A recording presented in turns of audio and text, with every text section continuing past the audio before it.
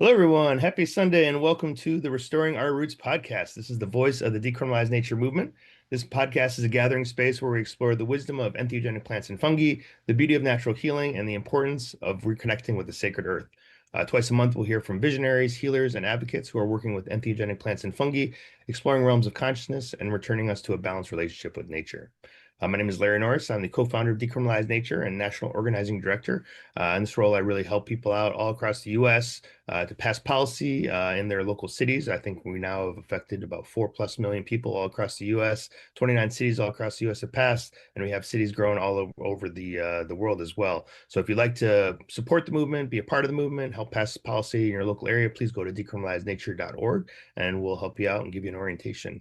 Also with us, we have our behind-the-scenes maverick there, Rachel, who's been very helpful in bringing this project together, making sure the production's going well, and doing all the sort of behind-the-scenes things that are a little bit more technical that I'm open to doing. So thank you, Rachel, for being here. Rachel's also posting these episodes on Spotify and other platforms the week after. So this will be coming up on next Sunday after this live show.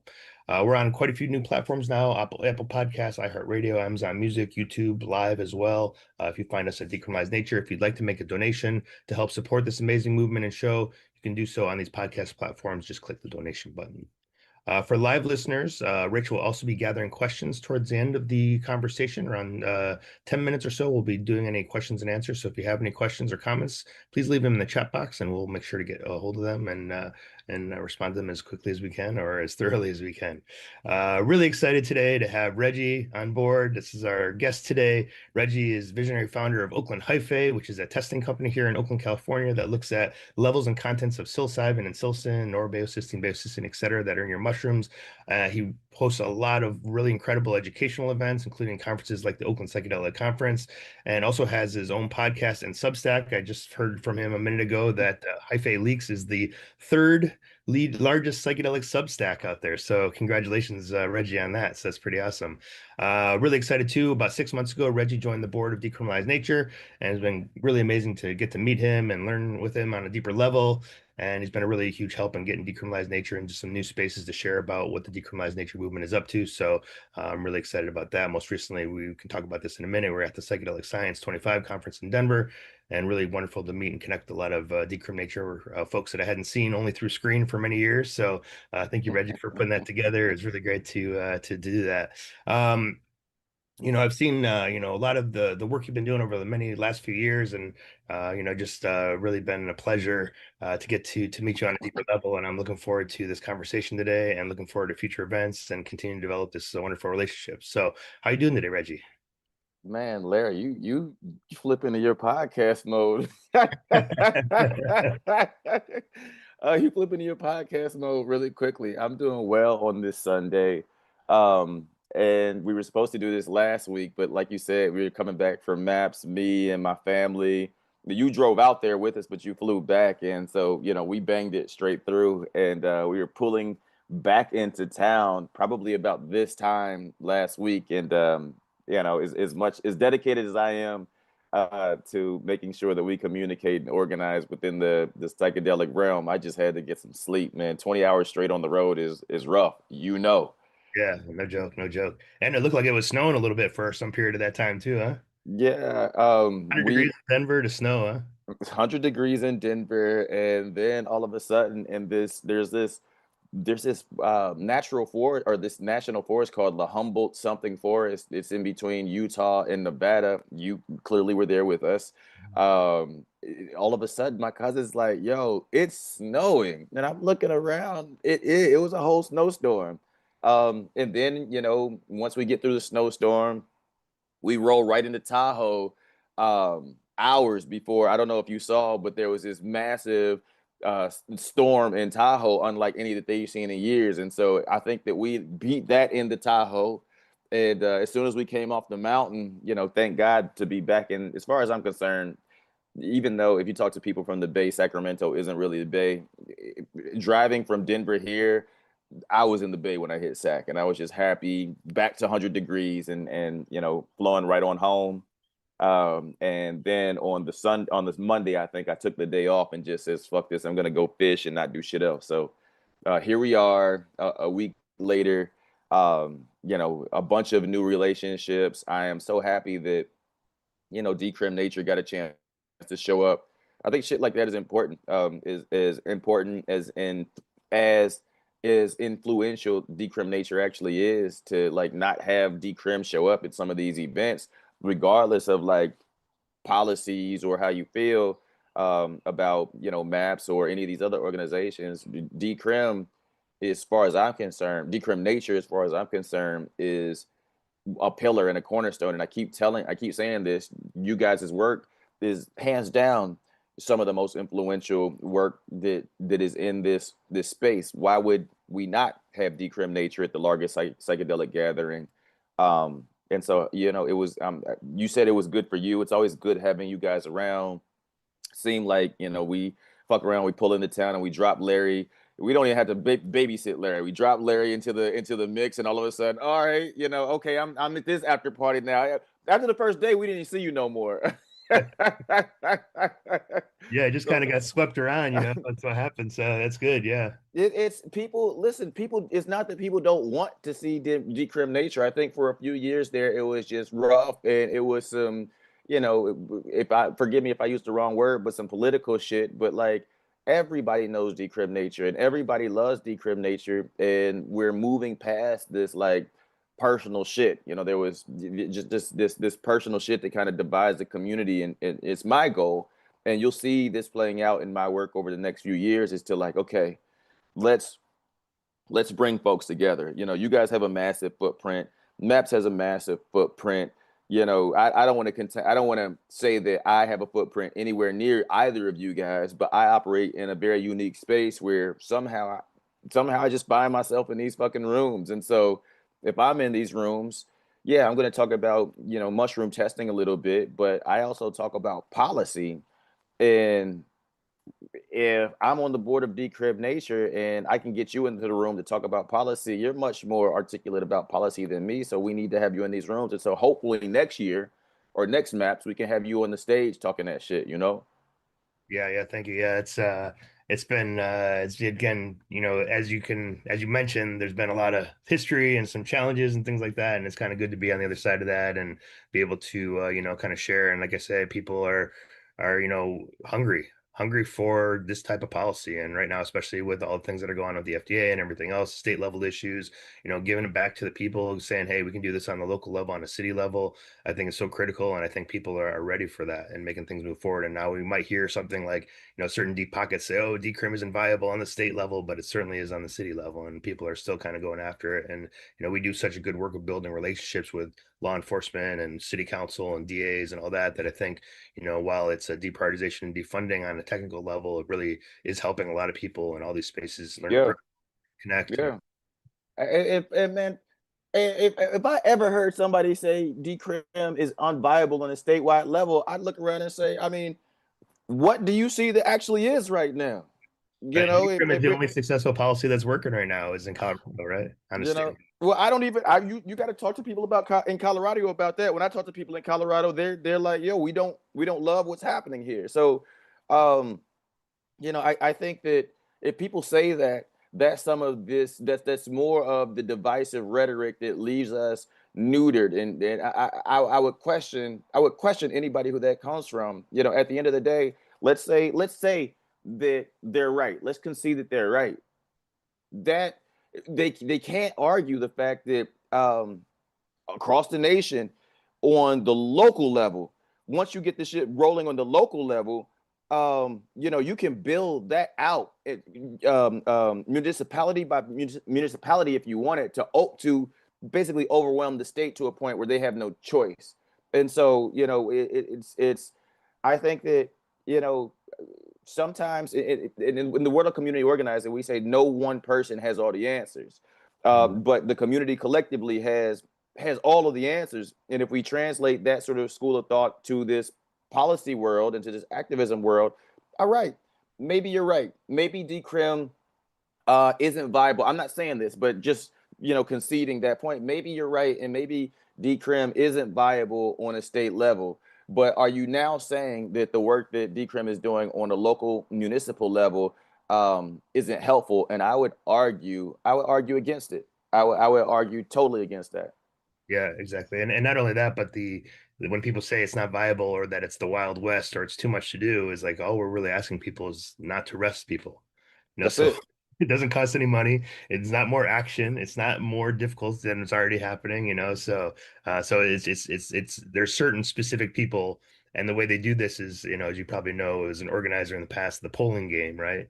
And I've seen some of the questions in the polling, and for example, one question, oh, well, we had this really this high level of interest in therapeutic, but low level interest in decrim. And the question was, do you think that people should be allowed to do psychedelic assisted psychotherapy? Simple, one variable, right?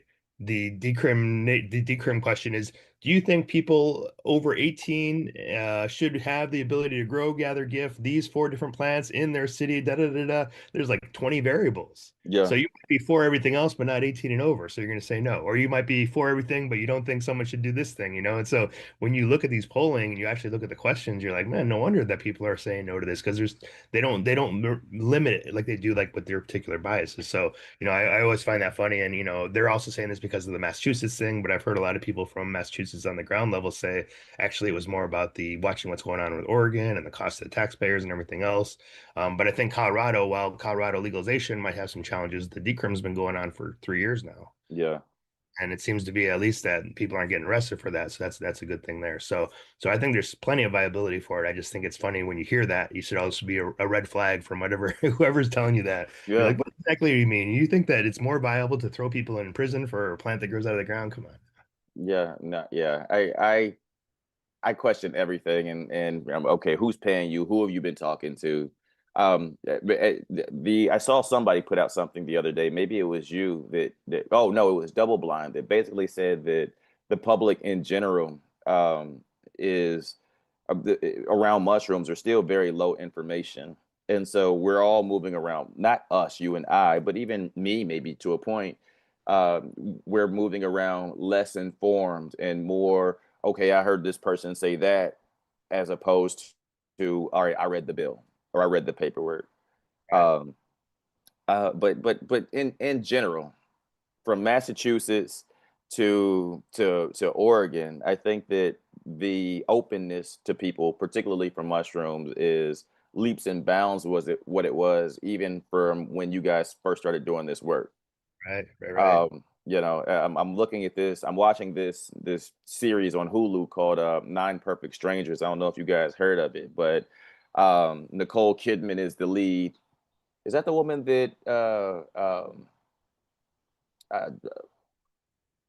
Nicole Kidman and Tom Cruise, right?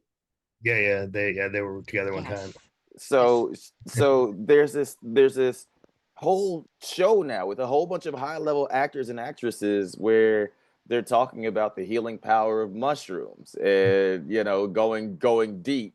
And whenever I see stuff like that, I remember when I was coming up, there was two sources, basically two sources that you could get your information from. It was this website called the Shroomery, and I can still remember logging on, sneaking to look at it. I remember I was logging onto the Shroomery with dial-up, with AOL dial-up, and yeah, and then Arrowwood Vaults, and this is where we went to get all of our information, and we had to sift through a bunch of nonsense, oftentimes, to get to our good stuff.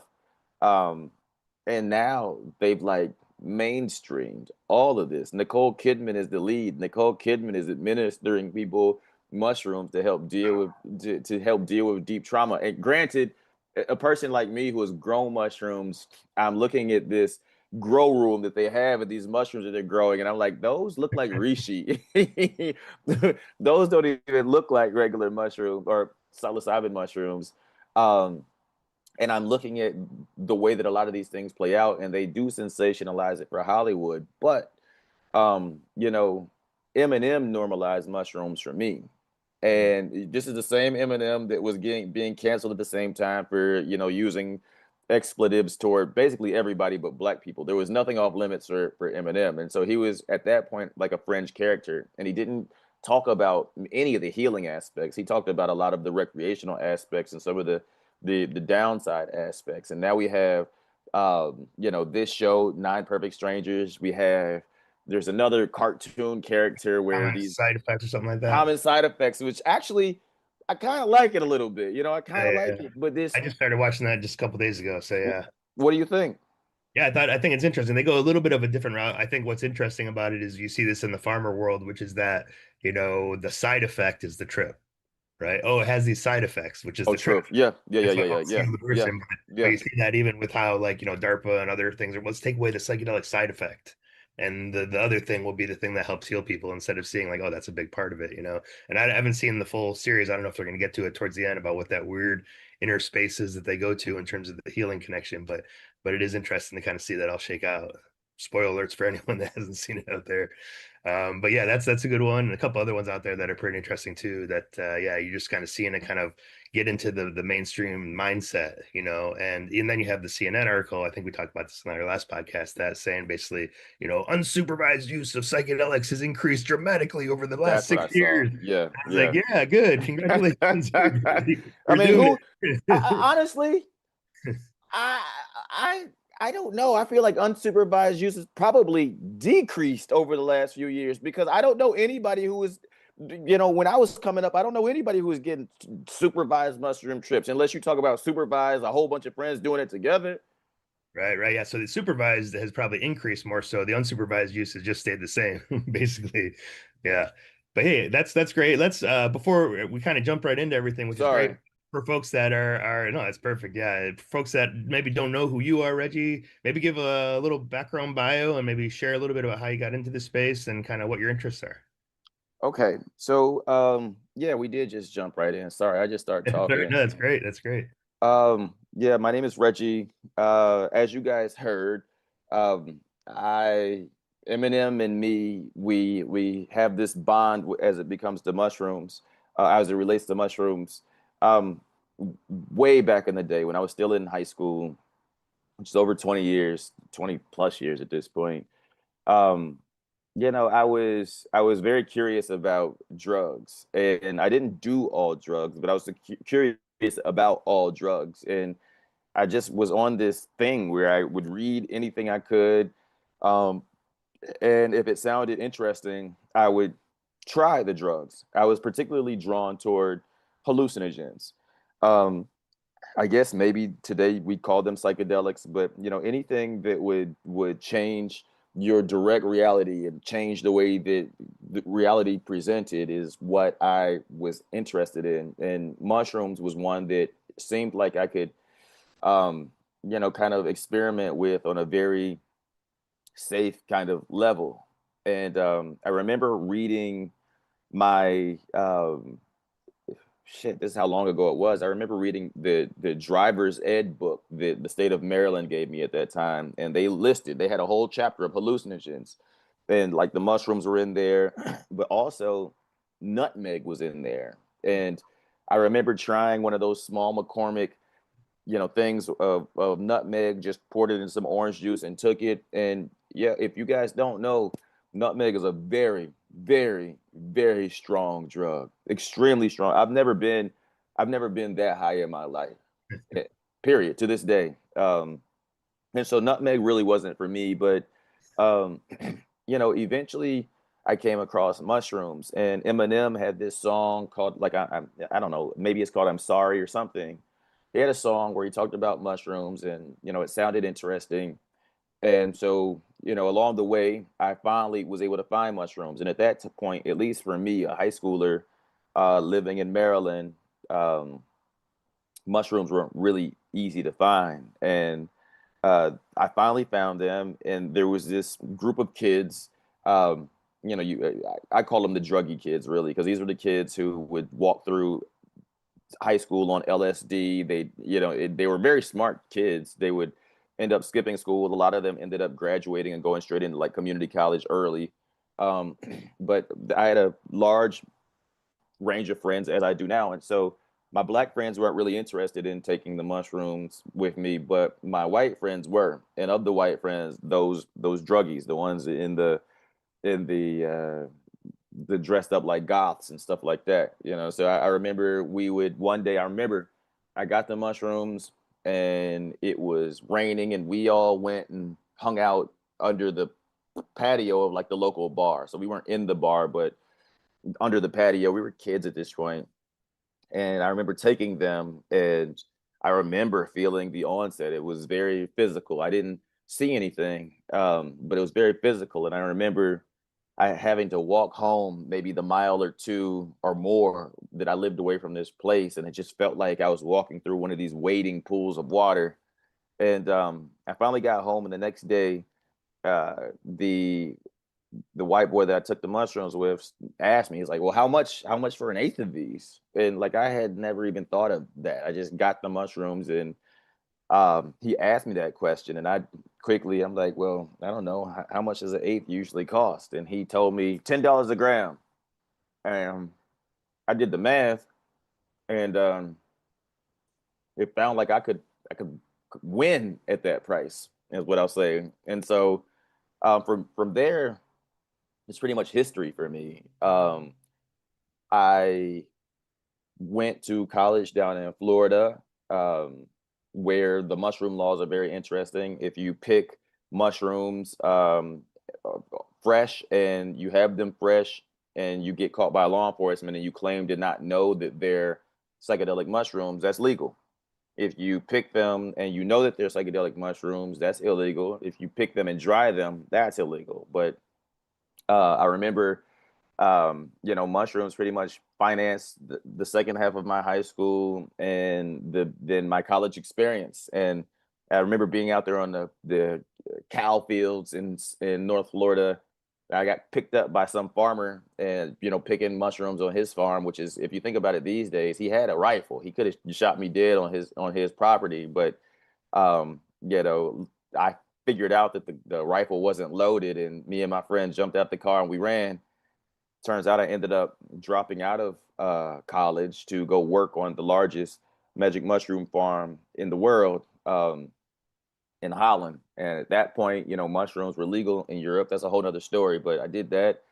And then for a period of time, the law changed and I couldn't work in mushrooms internationally. And clearly here in the States, it was prohibited. And so for that period of time, I got straight into politics and, working. I worked both Obama elections. I went on the campaign trail with Bernie Sanders. A lot of activist work, working with some of the families of Black people who have been impacted by police violence. All this stuff is stuff I cared about before, but mushrooms were allowing me to make a better living. And I did this around the country, from New York to ultimately the Bay. And when I got back to the Bay, I lived here and I did some political work, but that political work doesn't pay. Activism work doesn't pay. And $55,000 a year is what I was making at that time, living in the Bay. That was half of my take home. And so half of my take home was going to a rent, and I got another paycheck to figure out how to do everything else with. That shit just wasn't working for me. So I told myself that I was going to get out of politics and come back as a funder once I figured out how to make some money. So I started working on weed farms for a little bit, and the last year I was working on a weed farm, I'll never forget, I was at a bar right down the street from this thing called the Haven, which for me, that was like the heyday. That was the high water mark in my mushroom experience. And the Haven was this place on Telegraph Avenue in Oakland that one of the old chairs of Decrim Nature, Carlos Plazola, started, where at one point, man, and I'm saying this to the people you already know, but everybody was under one roof.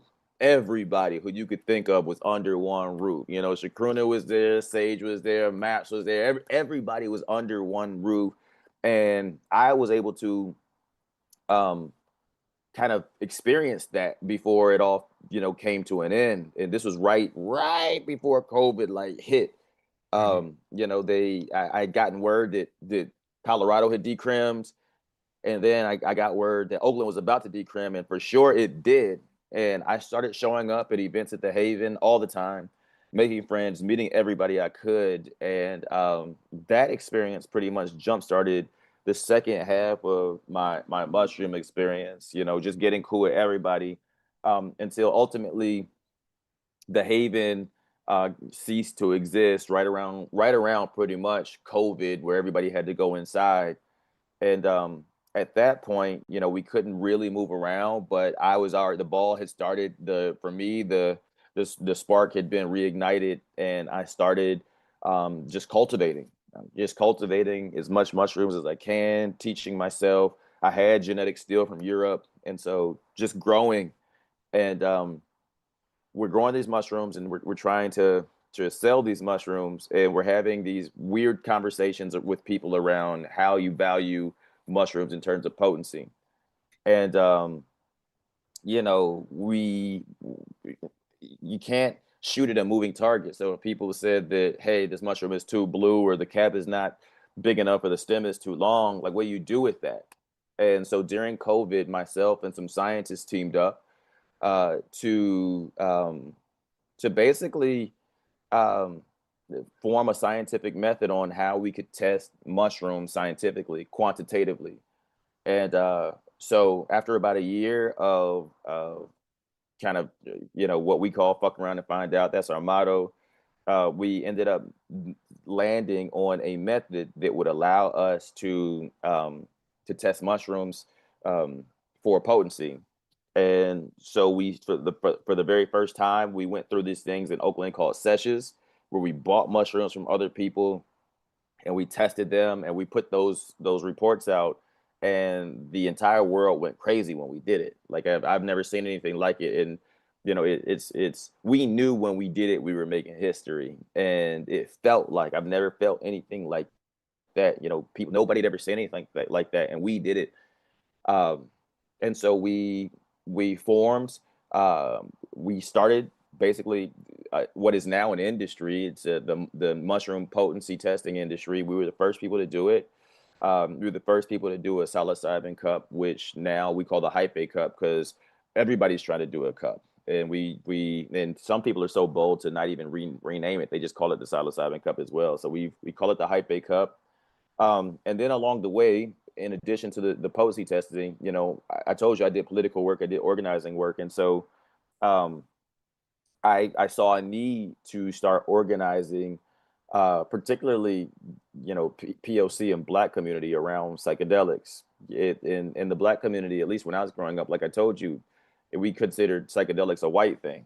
And what I learned from going to Detroit, meeting the lineage of Baba Kalindi and all those folks, is mushrooms isn't just a white thing. And we should start organizing culturally relevant events for other sorts of folks, maybe people who can't go to Costa Rica to get their retreat, or people who may not have experience with sound bowls or that little accordion that they play in yoga class, but maybe people who need the healing, but they like rap music, or they like R&B, or maybe they don't use the Latin binomials, but they just they speak how they speak. And so um, we leaned into becoming a cultural, what I call it, a cultural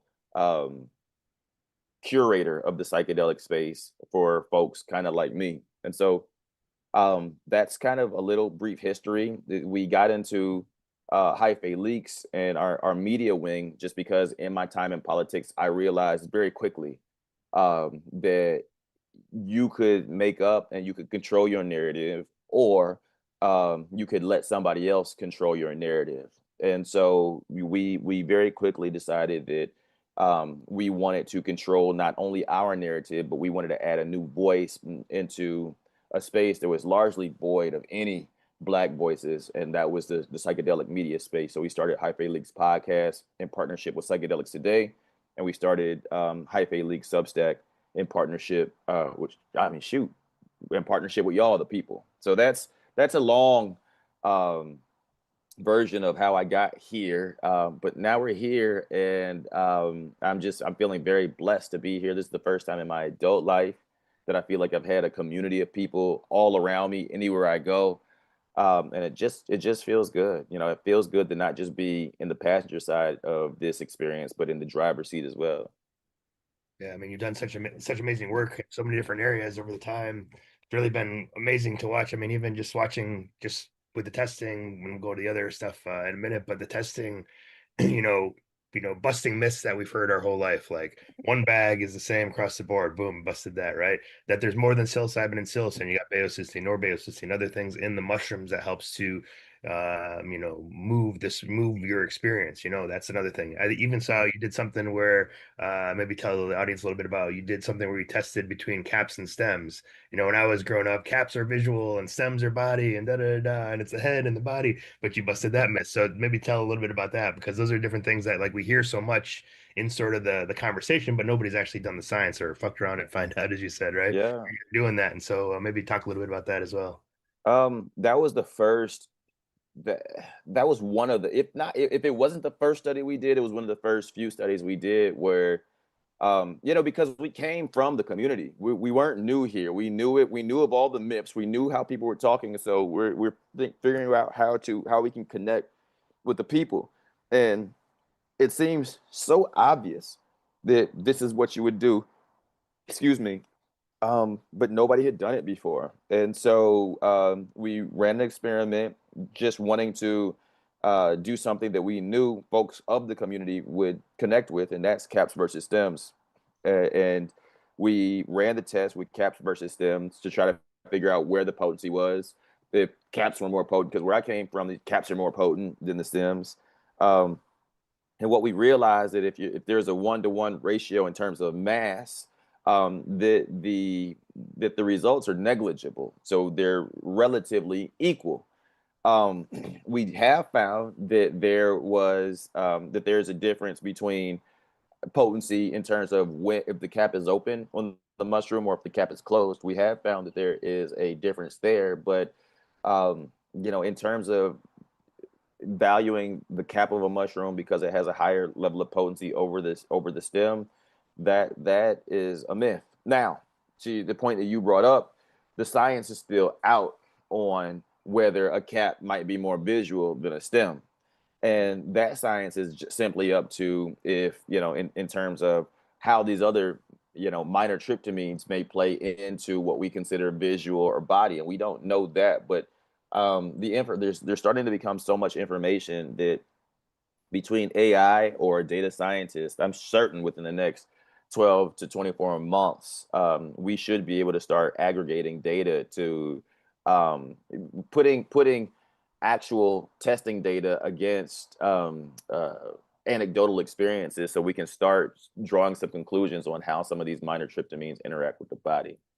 Yeah, I mean that's such important work because again, we all been thinking about it, but you're actually checking it and testing it, and I think that's what's amazing. And the idea of like oh maybe this we often hear oh psilocybin psilocybin psilocybin in the news, and if we're just talking about decriminalizing psilocybin, the mushroom's still illegal. It's psilocin and the other things in there. But now when you get into these layers of these sort of minor tryptamines that are in there, like the baeocystins, the norbaeocystins, how does that affect? Can you even like cultivate a mushroom for somebody that has PTSD that maybe helps them with anxiety issues as well as giving them a journey or all these different other ways that people can, or if you want to have a big spiritual experience, you go more on this or that, so I think there's a lot of really fascinating things that you're sort of discovering in this process, and it's been really really amazing to watch that happen. And and second thing that I'm also super excited about that you're doing is is sort of bringing out this conversation. You're saying these different communities, coming from north of Detroit area myself, when gave a talk at Kalindi's first entheogenic conference in 2013,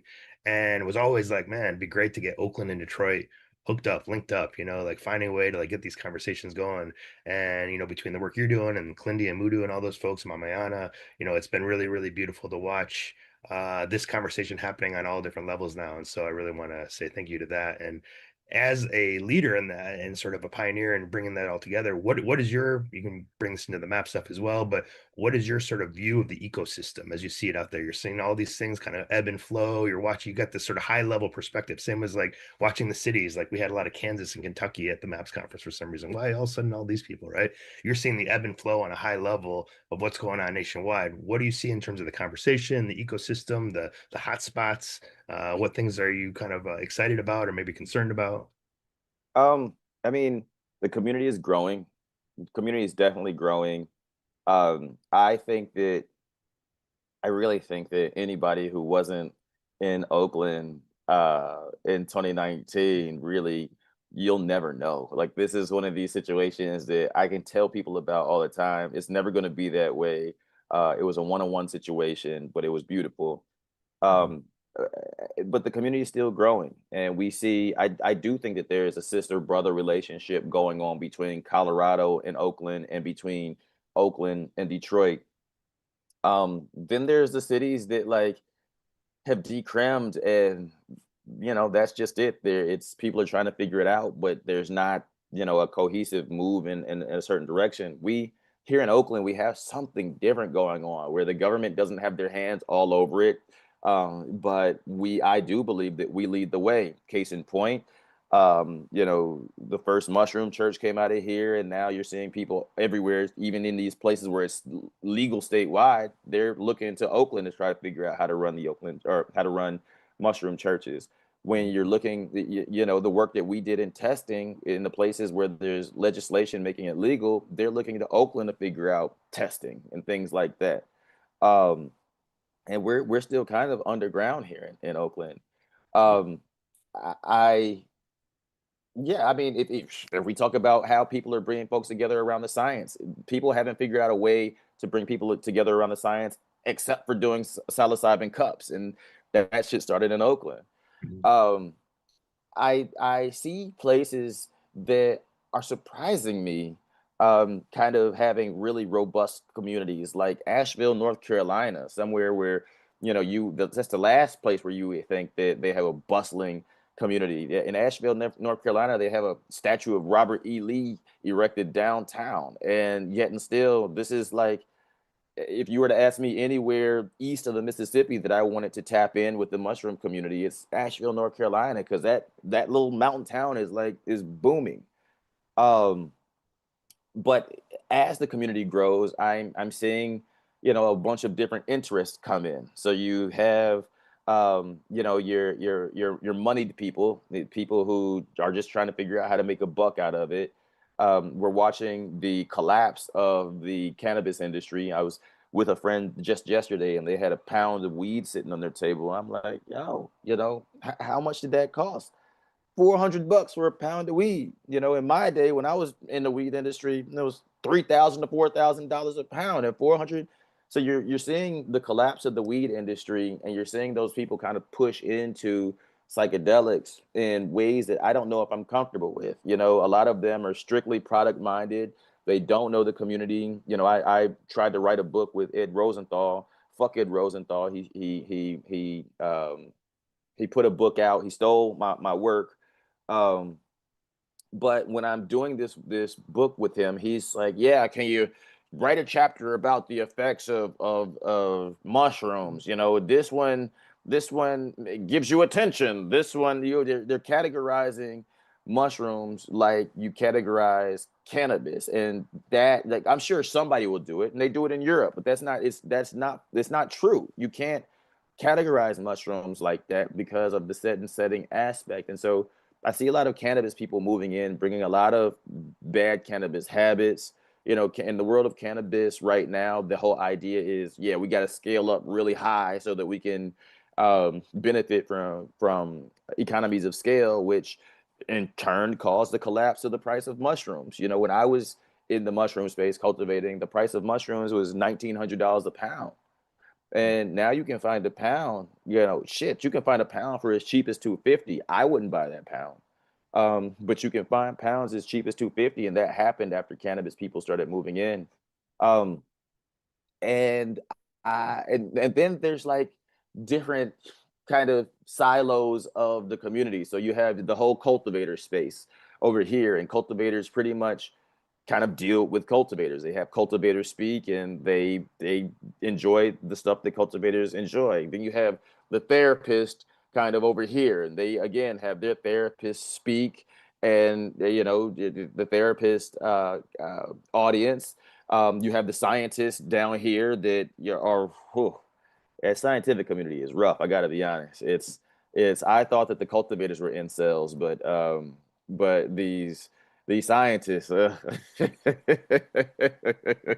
that's a rough community. And then you have the ceremony community, which, frankly, between the therapist and the ceremony are probably my favorite people across the board, across cultural lines.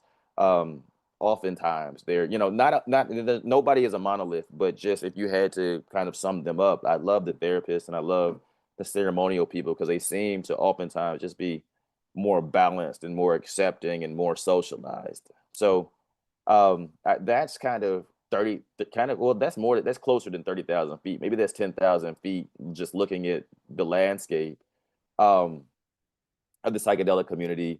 The one thing that we're working on that I love the most about it is, you know, this is the Black community in particular in the psychedelic space. There's so few of us that we're mainly connected and we seem to love each other and we do things together. We communicate. We're kind of all on the same group chats and it seems like an extended family. And so that for me um, feels good. Great. Yeah, that's amazing. Yeah, thank you for that overview there. I think there's so many bits and pieces and nuances and changes in community. Went to the conference in 2013 when it was in Oakland with Maps, and the 2017 one we did like a post-conference workshop that, and those people were kind of ramping up, and then the last conference, was, not so good, but then all these other, in terms of like pharma and corporate sort of mindset, but then all these other like super grounded conferences are happening, and so now it was interesting to see this conference recently because they didn't have that identity of the FDA trial pharmaceutical drug development company anymore. And so how are they going to ground this? And I saw the Hmm. range of talks. Now, of course, you can make, conversation in either way, but the range of talks seemed different. It seemed more back towards maybe even 2013 time. While they didn't have the large community, they were open to new ideas and interesting things that weren't just sort of, neurochemistry scientists talk, as you mentioned earlier, and bringing in these people that are grounded in ceremony and grounded in sort of helping people out and supporting people, but also kind of the people that are thinking about this from like the real metaphysical, what's going on in consciousness, the nature of reality, all that type of thing. I think is a fascinating conversation. And you did a couple three talks at the MAPS conference, yeah. I had two talks. One talk about kind of the science and testing, and another talk, frankly, just about my experience as a Black person in this space. And it was an interesting conversation because I was the one of the few people on the talk that had a direct connection with the medicine.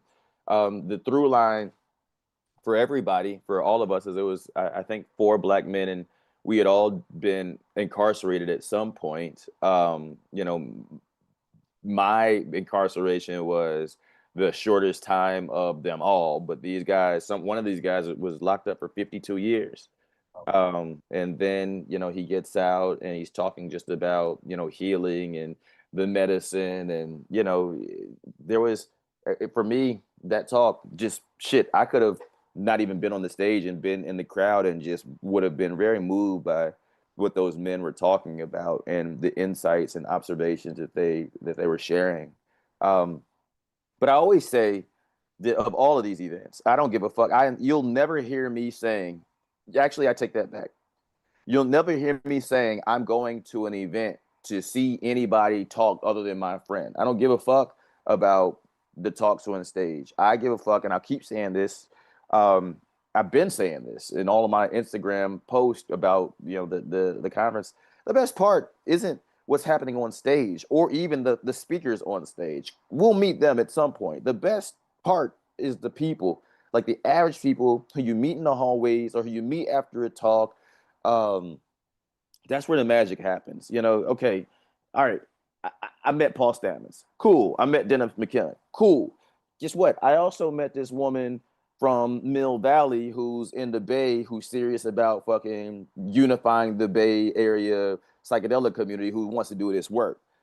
That's way more, and nothing to take away from any of those guys I just said, but for me, that's way more impactful than meeting Stamets or McKenna, because we're going to be able to do some work and leave a fucking impact and touch so many other people instead of just getting this selfie. And some people go to these things to take the selfies and to go to the parties, but for me, it's the people every single time. Fuck the organizations. Fuck how you feel about maps. Fuck how you feel about Hyphae. Fuck how you feel about Decrim Nature. But how do you feel about them people? How do you feel about the people in the organizations? And like, that's That's what it is to me. And frankly, that's the in my mind, that's the mushroom centered way to look at the things. The rest of it's like ego stroking. Okay, I got this selfie. I I look at people who the first thing out their mouth is, "Can I get a picture?" I look at those people weird, and I look at the people who will go and meet, like they'll pass over so many wonderful people so that they can take this selfie and put on the internet. That's just it's strange to me, particularly people who are supposed to be organizers. And so for me, my heart is beating fast just because um, that was you can't deny. You can't deny no matter how you feel about maps and no matter how you feel about the work, they brought so many people together that got a chance to commune. And if you use the time right, man, you left there um, so much better, well connected, and so much better, well networked than you did when you came. Yeah. Yeah, absolutely. Yeah, I totally I see all everyone with their selfies. I was like, man, I don't think I took one selfie. So, but that's all right. I think you're right on point with like, the only talk that I'm bummed that I missed was the one where I waited in the line for what I thought was your talk, and then it was down the hallway. But yeah, I didn't see any talks. I just talked to people. It was the one-on-ones. The one-on-ones are where it's at. And I think, even I think Terrence McKenna said that one time. He's like, the only reason I'm up on stage here is so you all can meet each other. So that's I think what I think is the beauty of that. And then again, since we've been online for so long after COVID and everything, to see three-dimensional versions of people that I've only seen through the screen, or see people I haven't seen in a while, or connect with people that I just am meeting for the first time, hanging out more deeply with you and Brian and everyone else. It's like that's fun stuff. That's where it's all at. And it's an opportunity, it's a place, it's a beacon for us all to go to have those side conversations. And I think you're right on about that. When we became we went from being colleagues to fucking I've spent, other than like the lady that I hang out with, I think I've spent the night with you more than anybody that's not blood in the last 6 months. You know? Yeah, and it's a blast, going again to these after hours parties and chatting with people up, or even like, I mean, for the audience out there, Reggie seems, and correct me if I'm wrong on this, loves to be in places that are unexpected or meet people that you wouldn't expect to meet. And we went on the loneliest road in America. Some lady was you're driving through, and some lady was out there, bartender, and she's yelling, she's cussing out this person on the street. You call me a harlot? Get out of here! Don't ever come back. Reggie's like, you got to stop there. We're gonna have a beer now. So we slowed down. We stopped, had a conversation, and only two people in the bar, both of them wasted, one of them yelling and screaming, and it was fun. It was good times. And I think that's again taking the conference even out on the larger scales. Like, it's about meeting people, it's about connecting with people, it's about seeing what their stories are all about, it's about seeing how did they get to where they're at right now in life. And everyone's got an interesting story at some point in time, especially when you're on the loneliest road in America. So that was good times. That was a blast, and we knew we were gonna do it, or at least I knew we were gonna do it before we stopped. It was my spirit said we're gonna stop somewhere on this road, and we're gonna visit one of these backcountry bars, and we did. And by far, it was an experience that we'll never forget. I was telling that story immediately. It was like a saloon with a wooden porch. You walk in, there's wooden floors everywhere. The There's door's all like squeaky, squeaky, squeaky. and everybody knew we wasn't from there. The lady did have a story, but the place had a story. Clint Eastwood filmed the movie there, and the woman who we met just met her dad like weeks before we pulled up, and so just seeing that we had a. When was the last time you had a $3 beer anywhere? Mhm. We had $3 beer, and then we had to beg the dude to take our money. Yeah. Yeah, and So he used to give me a little history lesson on politics too. So that's when we left. That's when we left. I'm not doing politics in the backwoods. My ancestral memory tells me I know better than that. yeah, so yeah, so that's just been again one of those things where it's been such a pleasure to kind of connect with you and just see how you sort of navigate the world. I think that's a really important side thing you never really see when you're just talking with somebody or emailing or on the phone or in meetings or even at a conference. But all that kind of stuff has been really great. So yeah, so thank you for that. And I guess I just a little topic because I think I see we have about 10 minutes left. But I know you were mentioning this earlier. And what are your thoughts around so many people at the conference were like, oh, we're trying to create this new platform, but obviously Meta has been an issue for folks, right? And I know that you got a bunch of your platforms taken down recently. How do we as a community come together? Do we have to address it on like a large, sternly written letter? Like, what's the way to get these folks to stop censoring what's just education, what's good risk reduction, what's good harm reduction, what's good conversation? It has nothing to do with buying or selling of anything. And yet here people are getting dinged and you see it all over the psychedelic space. What's your kind of your thoughts around that before we head into the questions? I think that if we look at the way that frankly take some lessons out of the new administration's playbook, first, we have to start by collectively going to our electeds. And so, we can go to people like Weiner. He likes to take up a lot of these things. He doesn't lose anything by going to talk to Silicon Valley, and he's a state senator who they'll listen to. If Decrim, if Shakruna, if MAPS, if Hyphae, if the organizations, we all formed a coalition, I believe, had plainly written language that left ego out of it, that just basically said, listen, you guys need to do better because we are harm reductionists and we're providing education. And if you don't leave it, if you take us down, all that's going to be left is the trappers. And keep in mind, I don't judge the trappers, but I don't think that a lot of them, I don't think their motivations are the same as, let's say yours would be, or Shakruna's would be, or Matt's would be, or mine would be, in terms of giving people a lot of good harm reduction information. You need people like us to help protect from, people who would benefit from a lower information consumer. And I think that if we all collectively, because Wiener knows us all. Wiener knows us all, and he's been out here trying to lead this fight. If we say, Wiener, we need you to go talk to these people on this behalf, I think that's a step. I think that taking it up a notch to the federal level, same thing, finding a target who claims to support these things, and we say, bare minimum, if you can't get policy passed, at least make sure that they don't just kill us, because that's what it is. It's killing us. When they take my website, when they take my IG down, they're taking down 6 years worth of work and information, and I have to start over from scratch. Somebody's not benefiting from that, and there's no question.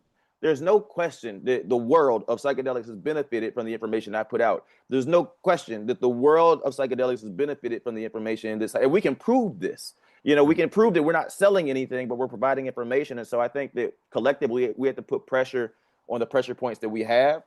And organizer, we always say people power is the only thing that's going to beat money. And right now, these people, they took down Trump, and as soon as Trump got in power, what did he make Meta do? He made them pay a few $1 million for taking them down. He made them pay a few $1 million to support his reelection party. And so I think we need to take a page out of his book and flex that way. I also think that we need to lean toward platforms that respect freedom of speech. And this is the reason I'm on Substack. My IG is at 12, maybe 12,000 now. It was at 21,000, and this is my second one. They took that first one down. After they took the first one down, I transitioned over to Substack. And I'm going to say this is going to be shocking, but you'll get the message. I watched the CEO of Substack do an interview, and they were like, "Yo, if Nazis start putting up Nazi propaganda on a Substack page, are you going to take it down?" And he didn't say he would. He didn't say yes or no, but I got the message. And if you'll allow this Nazi to do whatever they want over here because of free speech, then my little mushroom page, I feel I'm good. And so, finding pages that really do believe in this is America, and we're seeing a lot of the hypocrisy and the shit that they've taught us throughout our lifetime. If I can't talk to people about mushroom potency testing, something that across the board, nobody can argue. I don't care what you do. You can't argue that knowing the strength of a drug that you're going to take is bad for you. If they'll take that down, nobody is safe. And so I think moving toward platforms like Substack and or making sure that we're somehow keeping in very close community with outside of these socials, because even TikTok isn't okay. Twitter isn't okay. Facebook isn't okay. IG, they can take any of those tomorrow. And so I think that we should start migrating to a direct to audience sort of communication. But just circling back and buttoning it up, I think the number one thing that we all can do, and something that I'm pushing to do, I have a dinner, a tea. I'm having tea with Bia from Shakruna on Monday, and this is a person who I've not seen eye to eye with for years. But at this point, we are bringing people together and we're moving forward for the greater good of the community as opposed to individuals and ego. Yeah, I think that's I mean, Substack, I think that's something is a little shot for me. I know Rachel's been talking about it as well, getting on that Substack thing. So that's definitely something. But I think, this idea, this coalition of free speech, and we really push hard on Wiener with all these different organizations and all these different organizations, communities, and especially, Psychedelic Society SF, they got third, fourth time they got it shut down as well. So there's so many communities out here right now that are in this position of being like, we can't talk to our audience right now and share this good information. So I'm definitely behind however that works out in terms of, well, it will work out. Let's make something happen. Let's get this coalition together. Let's talk to Wiener and see if him or someone else can at least start to, whether it's legislation or just a word or whatever else, but to make sure that people aren't like losing out on good information, especially as we're in this very precipice of this movement moving forward. And good information is really critical to making sure it goes out in a good way. So Yeah. nice ideas on that. Awesome. Well, thank you, Reggie. We got a question from Rachel, and then we'll wrap it up. Definitely. Okay, that was such a great conversation. I had a few questions, but I'm going to keep it to one for this conversation. I also, when you were talking, Reggie, I just had that. I think it was Jimi Hendrix who said that when the power of love overcomes the love of power, then the world will be free. This idea of like everything that you're doing, like they're censoring you because you're on like the good guys. And like, if this is a comic book, this is kind of like, oh, they're pushing down on everything because they know like their time is up. So the truth is the truth.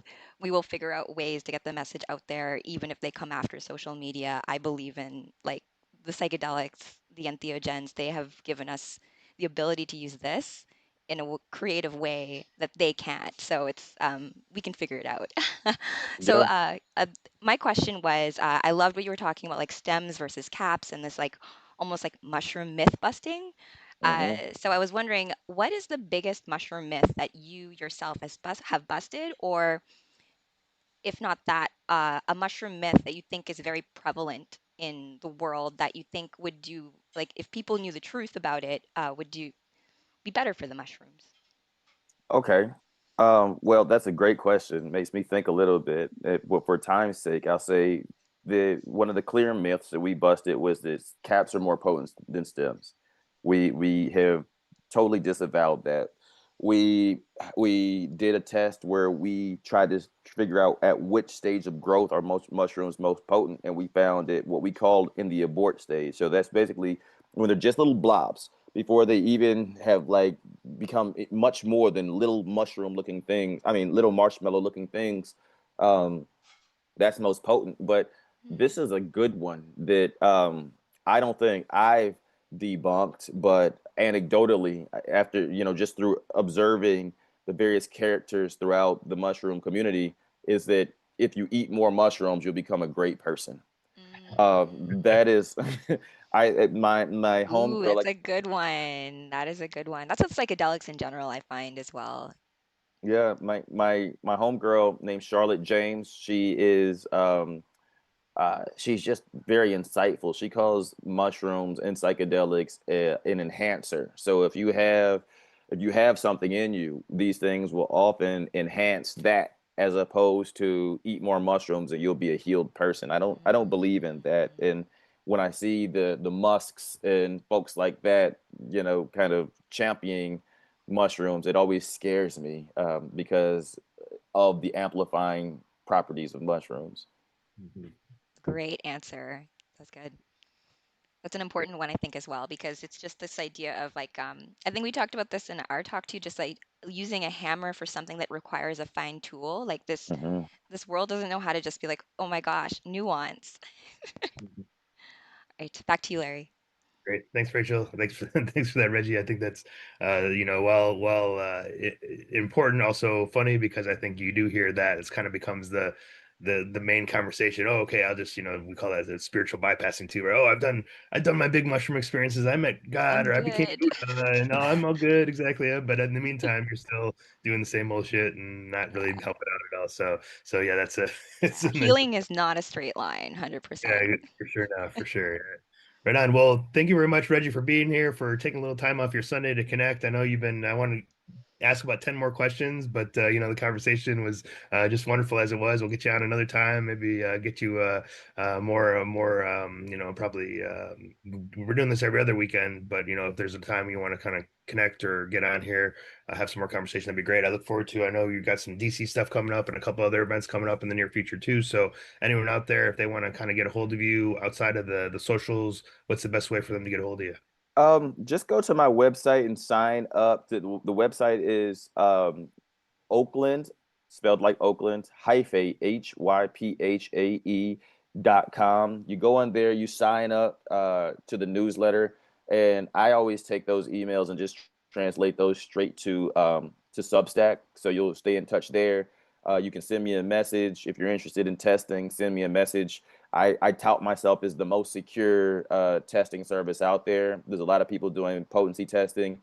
Most of them retain a whole bunch of personal information like credit cards and stuff like that. Guess what happens if the federal government comes and asks them for it? They're not going to jail for you. So if they have it, the government has it. So if you're interested in testing, holla at me. If you care about staying safe, if you care about the rest, it's America. But other than that, Substack, it's Hyphae Leaks, HYPHAE LEAKS. It's a nod to Julian Assange and WikiLeaks. And other than that, the best place, I don't know if it's the best place, but a good place to see and to connect is in real life. So any events, we generally do something at some region of the year at some point. And so the next thing we're going to be in DC July the 18th and 19th. Hopefully we get Larry out there with us, and there's going to be a whole bunch of good psychedelic folks from around the country at the National Cannabis Festival. Mm. Great. Well, awesome. Thank you very much, Reggie. I look forward to more. For everyone out there, thank you for being here as well. Thank you, Rachel. Our normal schedule is live every 2 weeks, but obviously with the MAPS conference, we shook that up a little bit. I also was tight on time, and I know that we flipped a little bit beforehand with Rachel on the other side. So we're going to be our next live show again next Sunday with Alexander Plesner, who does psychedelics design. She's from, I think, Switzerland, I believe, or Germany, and she's been doing some pretty interesting work regarding psychedelic design and systems change and all that type of thing. And that's going to be on Sunday, July 6th at 9 a.m. Pacific. And next week, for those who aren't listening to this live, this episode will be available on Spotify and other platforms with Reggie. So thank you again, everyone, for listening. Thank you, Reggie. Thank you, Rachel. And until next time, tune in, stay rooted, and let's grow together. Have a good night, everybody. Bye.